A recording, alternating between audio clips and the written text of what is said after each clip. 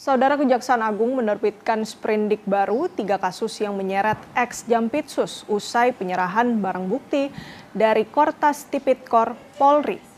Sejumlah pihak menilai Presiden perlu turun tangan untuk menyerahkan kasus ini ke KPK.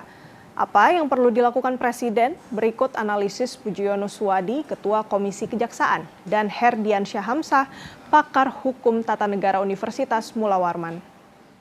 Malam sempat ada simpang siur ya soal status tersangka dari mantan Jampitsus. Nah, jadi sebenarnya dari 3 sprindik baru yang dikeluarkan oleh Kejaksaan Agung terhadap 3 kasus yang menjerat ex-Jampitsus ini, statusnya benar tersangka? Jadi begini, sprindik baru itu setidaknya menjawab 2 hal.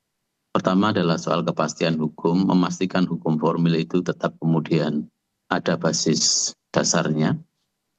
Yang kedua adalah menjamin juga keberlanjutan proses. Nah, yang kedua juga kan kalau ini kan penyidiknya nanti kan baru, nggak mungkin nanti menggunakan penyidik sprindik yang dibuat oleh Kortas Tipikor Mabes Polri. Sehingga yang digunakan kan sprindik baru ini, dan tiga-tiganya juga melanjutkan sprindik yang memang sudah kemarin dibuat oleh Kortas Tipikor terkait 3 kasus, Krakatau Steel, Asabri, terus juga PLN itu. Sehingga apakah kemudian menggugurkan status tersangka yang bersangkutan? Saya pikir tidak.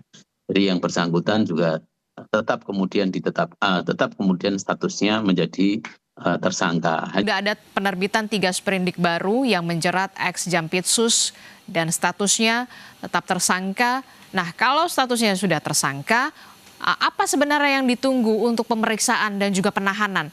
Banyak sekali desakan, kok belum ditahan-tahan ya sampai sekarang? Apa yang menjadi alasannya, pertimbangannya? Ini yang juga kita tunggu. Mbak Adisti, saya dan semua masyarakat juga menunggu. Proses berikutnya seharusnya ketika kan maraton ya kerjanya. Kemarin kekhawatiran kita kan soal konflik of interest. Konflik of interest kita sampaikan, jangan sampai kemudian penyidik itu adalah pegawai-pegawai kejaksaan yang memiliki hubungan langsung dengan tersangka FA gitu di Gedung Bundar. Dan itu juga sudah dijawab melalui proses berikutnya, dicarilah penyidik-penyidik yang tentu memiliki latar belakang kuat dan juga senior. Kalau kita lihat kan nama-nama itu kan Kejati, mantan Kejati dan segala macam, dan mereka juga mantan ex KPK, sehingga menjawab soal konflik of interest itu, bahwa ini akan ditangani dengan serius oleh kejaksaan tanpa kemudian melibatkan orang-orang di Gedung Bundar. Saya memahami bahwa konflik kepentingan itu bukan hanya relasi interpersonal, bukan hanya penyidik-penyidik yang tidak boleh memiliki hubungan dengan mantan Jampitsus, tetapi juga harus dilihat dalam kacamata kelembagaan. Konflik of interest dalam perspektif kelembagaan itu harusnya proses penyidikan terhadap mantan Jampitsus itu semestinya dilakukan oleh lembaga lain di luar daripada lembaganya. Salah Ini satunya menurut Anda yang menurut saya yang paling tepat, karena ada 2 lembaga yang saling menyandra ya, antara kepolisian dan kejaksaan, harusnya memang KPK yang mengambil alih perkara ini. Artinya kita menghindari satu soal konflik of interest, kan nggak mungkin jeruk makan jeruk ya. Ini adalah lembaga yang mempertaruhkan kepercayaan publik, jadi public trust itu sangat bergantung dari proses penanganan perkara ini, karena ini kan mendapatkan atensi banyak dari publik luas gitu ya. Kalau kemudian proses penanganannya tetap ada di kejaksaan misalnya, ya ini menjadi problem karena konflik kepentingannya jelas akan sangat tebal di sana.